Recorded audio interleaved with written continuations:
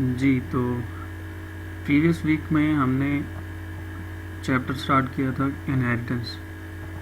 उसी चैप्टर को हम जो है वो एक्सटेंड करेंगे आज के लेसन में। और जैसे मैंने आपको बताया था कि इनहेरिटेंस का कॉन्सेप्ट जो है हम मल्टीपल क्लासेस को कंबाइन करने के लिए यूज़ करते हैं। यानी अगर मेरे पास 2 क्लासेस या 3 क्लासेस हैं और अगर मैंने उनके दरम्यान में कोई एसोसिएशन या कोई लिंक क्रिएट करना हो या कोड को रीयूज़ करना हो तो वहाँ पे हम करते हैं इनहेरिटेंस।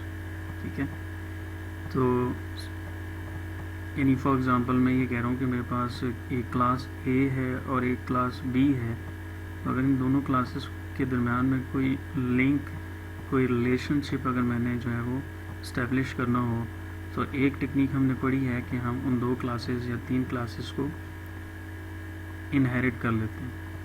ठीक है, तो इनहेरिटेंस के अलावा भी हमने अगर क्लासेस को लिंक करना हो तो हमारे पास जो है वो कुछ ऑप्शंस या कुछ टेक्निक्स अवेलेबल हैं जिनको हम एसोसिएशन कहते हैं, या फिर हम इसकी एक मॉडिफाइड फॉर्म में एग्रीगेशन या कंपोजिशन, इन कॉन्सेप्ट्स को हम जो है वो यूज़ करते हैं। ठीक है, तो आज के लेसन में जो है हम एसोसिएशन में फर्दर जो है वो एग्रीगेशन और कंपोजिशन को डिस्कस करेंगे।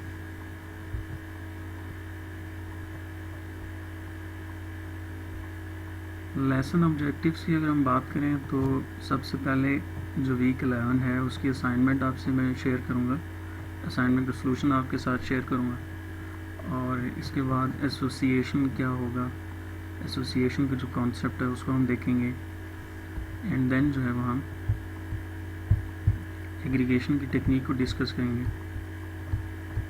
ठीक है, और इसी तरह से जो है वो कंपोजिशन क्या होता है, इस कॉन्सेप्ट को हम जो है वो स्टडी करेंगे। और इसके बाद जो है वो अगर आपने जो है वो UML डायग्राम में रिप्रेजेंट करना हो एसोसिएशन, कंपोजिशन या एग्रीगेशन के कॉन्सेप्ट को या इनहेरिटेंस को, तो UML रिप्रेजेंटेशन क्या होगी उसको हम देखेंगे। ठीक है, और फिर हम जो है वो तीनों का डिफरेंस जो है वो एक एग्जांपल के साथ समझने की कोशिश करेंगे। इसके बाद जो है वो कुछ की पॉइंट्स हैं जिनको हम जो है वो आज के लेक्चर में कंक्लूड करेंगे। एसोसिएशन, एग्रीगेशन और कंपोजिशन से रिलेटेड जो कुछ इंपॉर्टेंट पॉइंट्स हैं वो यहाँ पे हम डिस्कस करेंगे। और एंड पे वीक 12 की एक असाइनमेंट है वो आपके साथ शेयर करूँगा और उसके कुछ इंपॉर्टेंट पॉइंट्स हैं वो आपको बताऊँगा।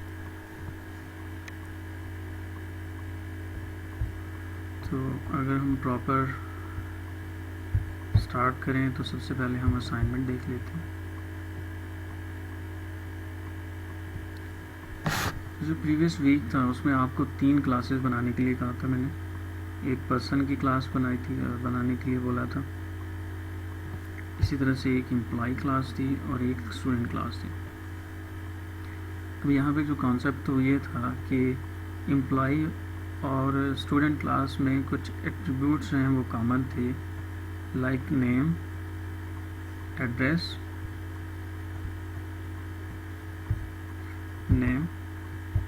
एड्रेस और एज। ये 3 एट्रीब्यूट्स जो हैं वो कॉमन हैं 2 क्लासेस के लिए। एक एम्प्लॉय की क्लास है उसके लिए भी कॉमन है और जो स्टूडेंट क्लास है उसमें भी क्या है, कॉमन। सो आपसे ये कहा गया था कि आप जो कॉमन एट्रीब्यूट्स हैं उसके लिए एक क्लास बना लें, पर्सन क्लास, और जो एम्प्लॉय के एडिशनल एट्रीब्यूट्स हैं लाइक डिपार्टमेंट था और सैलरी की इंफॉर्मेशन थी। इसी तरह से जो स्टूडेंट क्लास थी उसमें एक रेज नंबर था और GPA था। तो ये कुछ एडिशनल एट्रीब्यूट्स थे, इनके लिए आपने अलग अलग क्लासेस बनानी थी, एम्प्लॉय और स्टूडेंट क्लास। और जो कॉमन एट्रीब्यूट्स हैं उनके लिए हमने एक पर्सन क्लास बनाने के लिए आपसे कहा गया था।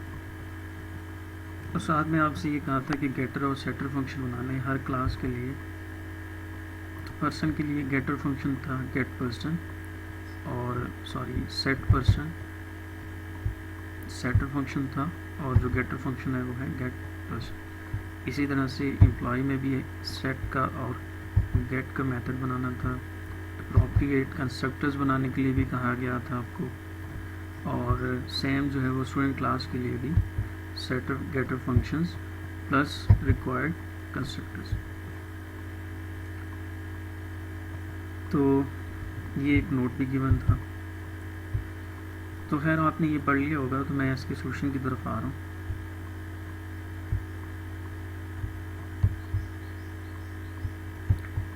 जी, तो सबसे पहले हमने पर्सन क्लास बनानी है जिसमें हमने कॉमन एट्रीब्यूट लेके सेव करने थे।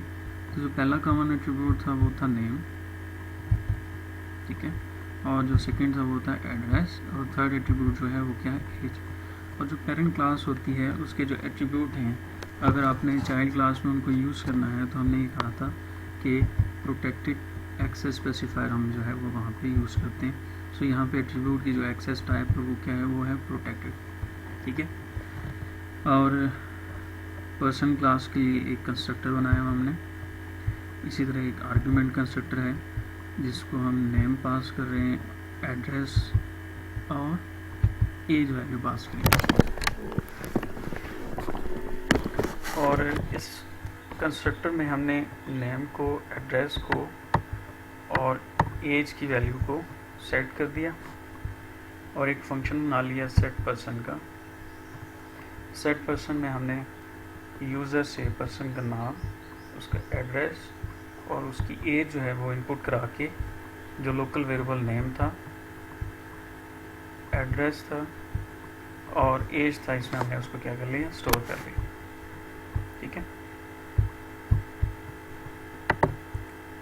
तो सेकंड फंक्शन, ये सेटर फंक्शन बनाया हमने, और जो सेकंड फंक्शन हमने इसके लिए बनाया वो गेटर फंक्शन है, जिसमें हमने किया ये है कि जो पर्सन के एट्रीब्यूट हैं उनको हमने यहाँ पे डिस्प्ले कर दिया है, नेम, एड्रेस और एज, ठीक हो गया। अच्छा, सेकंड एक क्लास हमने बनाई स्टूडेंट। स्टूडेंट क्लास जो है हम ये कह रहे हैं कि एक्सटेंड करेगी पर्सन क्लास को, इनहेरिट कर रहे हैं हम, और जो स्टूडेंट क्लास है उसके कुछ अपने एट्रीब्यूट्स हैं जिसमें जो है वो रेज नंबर है और जीपी एट्रीब्यूट, ठीक है। स्टूडेंट क्लास का जो कंस्ट्रक्टर हमने बनाया उसमें हमने पेरेंट क्लास का कंस्ट्रक्टर यहाँ पे कॉल कर लिया, और इसी तरह से एक आर्गुमेंट कंस्ट्रक्टर बनाया जिसको हमने name, address, age, reg number और जीपीए की वैल्यू पास किया, और इसी तरह से जो स्टूडेंट कंस्ट्रक्टर है उसमें हमने पेरेंट क्लास के कंस्ट्रक्टर को कॉल कर लिया। सो ये इंपॉर्टेंट पॉइंट था कि हमने चाइल्ड क्लासेस में पेरेंट क्लास के कंस्ट्रक्टर्स को अगर कॉल करना हो तो हम जो है वो सुपर के कीवर्ड के थ्रू में कॉल करते हैं, ठीक है। रेज नंबर को हमने रेज नंबर की वैल्यू असाइन कर दी, और जीपीए को हमने जीपीए की वैल्यू यहाँ पे असाइन कर दी। इसी तरह से हमने सेट फंक्शन बना लिया, और सेट फंक्शन में अगर आप देखें तो सबसे पहले हम स्टूडेंट का पर्सन कॉल करवा रहे, पर्सन का सेट पर्सन जो फंक्शन है वो कॉल करें। अब ये पॉइंट भी अगेन इम्पॉर्टेंट पॉइंट है। सेट पर्सन हम यहाँ पे इसलिए कॉल कर रहे हैं क्योंकि हम ये चाह रहे हैं कि जब हम स्टूडेंट क्लास के लिए सेट स्टूडेंट को कॉल करें तो जो स्टूडेंट का रेज नंबर है वो तो हम डायरेक्ट वो तो जो है वो हम असाइन कर रहे हैं, यूज़र से इनपुट करवा रहे हैं। यहाँ पे जो जीपी है वो भी हम यूज़र से यहाँ पे इनपुट करवा रहे हैं, लेकिन जो उसका नाम है वो उसको कहाँ से मिलेगा, वो पेरेंट क्लास जो है उससे मिलेगा, पर्सन क्लास से, ठीक है। तो जो नेम है, जो एड्रेस है और जो एज की वैल्यू है वो पर्सन क्लास से मिलेगी। सो पर्सन क्लास से उसको गेट करने के लिए हमने क्या कर लिया कि फंक्शन सेट पर्सन को कॉल कर लिया। तो जैसे ही सेट पर्सन सेट स्टूडेंट आप कॉल करेंगे तो ऑटोमेटिकली सेट पर्सन कॉल हो जाएगा, और जब सेट पर्सन कॉल होगा तो यहाँ अगर आप देखें तो जो पर्सन है उसका नाम जो है वो पहले सेट होगा, इसी तरह उसका एड्रेस और उसकी एज की वैल्यू जो है वो क्या हो जाएगी, सेट हो जाएगी, ठीक है। तो ये कॉन्सेप्ट आपने समझना है कि जब भी हम चाइल्ड क्लास बनाएंगे तो चाइल्ड क्लास में हम पेरेंट क्लास के फंक्शंस को क्या करते हैं, कॉल करते हैं। तो सेट पर्सन को हमने कॉल कर लिया, और रिमेनिंग जो एट्रीब्यूट्स हैं हमने उनको उसके लिए इनपुट ले ली, ठीक हो गया। और इसी तरह से जो इसका गेटर फंक्शन हमने बनाया, इसमें हमने जो है वो गेट पर्सन कॉल कर लिया और गेट पर्सन से हमें नेम, एज और एड्रेस मिल जाएगा और इसी तरह से रजिस्टर नंबर और जीपीए की वैल्यू को हमने यहाँ पे डिस्प्ले कर ली। तो ये हमारी सेकंड क्लास थी, स्टूडेंट क्लास, जिसने पर्सन क्लास को इनहेरिट किया। और थर्ड क्लास हम बना रहे हैं एम्प्लॉय, जो अगेन जो है वो एक्सटेंड करेगी, किस क्लास को एक्सटेंड करेगी, पर्सन क्लास को। और एक्सटेंड करने से जो नेम, एड्रेस और एज की वैल्यू है वो उसको मिलेगी। और इसी तरह से इसका एक डिपार्टमेंट एट्रीब्यूट था और सैलरी जो है वो एक एट्रीब्यूट। एम्प्लॉय के डिफ़ॉल्ट कंस्ट्रक्टर में हमने सबसे पहले जो है वो पेरेंट का डिफ़ॉल्ट कंस्ट्रक्टर कॉल किया, ठीक है। और देन जो है वो जो पैरामीटराइज कंस्ट्रक्टर है उसके अंदर भी हमने क्या कर लिया, पेरेंट क्लास के कंस्ट्रक्टर को पहले कॉल कर लिया, ठीक हो गया। क्यों कॉल किया? बिकॉज अगर आपने फंक्शनैलिटी को एक्सेस करना है तो हमें क्या करना पड़ेगा, उसके फंक्शंस को कॉल करना पड़ेगा। अब जो सेट एम्प्लॉय है, सेट एम्प्लॉय में भी हमने वही टेक्निक यूज़ की है कि हमने जो है वो सेट पर्सन को कॉल कर लिया ताकि जो है वो एम्प्लॉय की इन्फॉर्मेशन जो कि डिपार्टमेंट और सैलरी है उससे पहले जो है उसका नाम और एड्रेस और एज जो है वो इनपुट हो सके। और जो गेट एम्प्लॉय का फंक्शन है इसमें हमने क्या कर लिया कि डिपार्टमेंट और सैलरी को डिस्प्ले किया, लेकिन गेट पर्सन को कॉल करते हुए जो इन्फॉर्मेशन पर्सन से हमें मिल रही है उसको भी हमने साथ में गेट कर लिया, ठीक है। अब हम मेन में कह रहे हैं कि स्टूडेंट क्लास का एक ऑब्जेक्ट बनाया और हमने उसके लिए सेट स्टूडेंट कॉल किया। इससे क्या होगा कि सेट स्टूडेंट फंक्शन कॉल होगा और सेट स्टूडेंट के थ्रू जो है वो पर्सन का फंक्शन जो है सेट पर्सन भी कॉल हो जाएगा, ठीक है। तो सेट पर्सन जैसे सेट स्टूडेंट कॉल होने से अगर मैं यहाँ पे आपको दिखाऊं तो सेट स्टूडेंट के कॉल होने से सबसे पहले जो है वो क्या कॉल होगा, सेट पर्सन। तो आपने सेट स्टूडेंट कॉल किया लेकिन बैकएंड पे सेट पर्सन कॉल हो गया, तो सेट पर्सन जब कॉल होगा तो सबसे पहले जो यूज़र को इन्फॉर्मेशन मिलेगी वो होगी कि inter your name, inter your address and inter your age, ठीक है। तो ये फंक्शन चूँकि सेट स्टूडेंट के अंदर कॉल हुआ था तो कंट्रोल यहाँ से वापस यहाँ आएगा और उसके बाद जो है वो रजिस्ट्रेशन नंबर और जीपीए की वैल्यू इनपुट होगी, ठीक हो गया।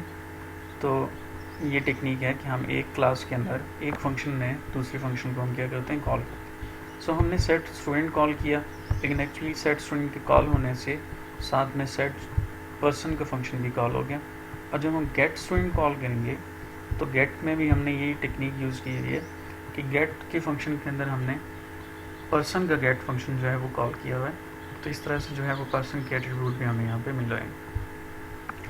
अच्छा, हमने चूँकि कंस्ट्रक्टर पे बनाए हैं तो अगर आप चाहें कि एक कंस्ट्रक्टर के थ्रू जो है वो इनपुट लें तो ये यहाँ पे मैंने वो टेक्निक यूज़ की है कि S2 के साथ मैंने पर्सन का नाम अदील पास किया, पर्सन का जो एड्रेस है वो मैंने रावलपिंडी पास कर दिया, एज की वैल्यू 21, रज नंबर की वैल्यू और 2.5 जो है वो उसका क्या है, CGP है। तो इससे होगा ये कि ये जो तीन एट्रीब्यूट है ना, ये बेसिकली स्टूडेंट के थ्रू होते हुए पर्सन के फंक्शन या कंस्ट्रक्टर को मिलेंगे, ठीक है। तो हम कॉल कर रहे हैं स्टूडेंट का कंस्ट्रक्टर, लेकिन होगा ये कि इसमें पर्सन का भी कंस्ट्रक्टर जो है वो कॉल हो जाएगा। यहाँ देखिए हमने स्टूडेंट के फंक्शन के अंदर क्या किया हुआ, पर्सन का कंस्ट्रक्टर जो है वो कॉल किया हुआ।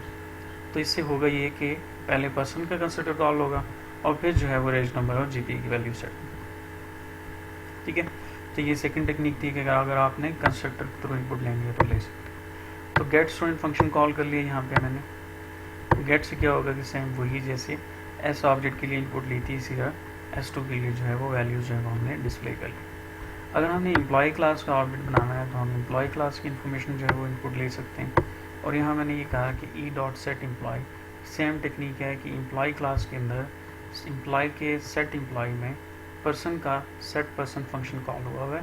तो इस तरह से जो है वो हमें नेम, एड्रेस और एज एट्रीब्यूट मिलेगा। और गेट फंक्शन के अंदर, गेट एम्प्लॉय के गेट फंक्शन के अंदर हमने जो है वो पर्सन का गेट पर्सन फंक्शन कॉल किया जिससे हमें जो है वो उसके एट्रीब्यूट मिल रहे हैं। तो अगर आउटपुट हम देखें तो हम ये कह रहे हैं कि inter details of student, student का नाम हमने से अली अहमद पास किया, एड्रेस जो है वो रावलपिंडी है, एज जो है वो 23 है। तो ये जो एट्रीब्यूट है ना, ये वाले, ये जो एट्रीब्यूट हैं, ये एट्रीब्यूट जो है वो उसे पर्सन क्लास की वजह से मिल रहा है।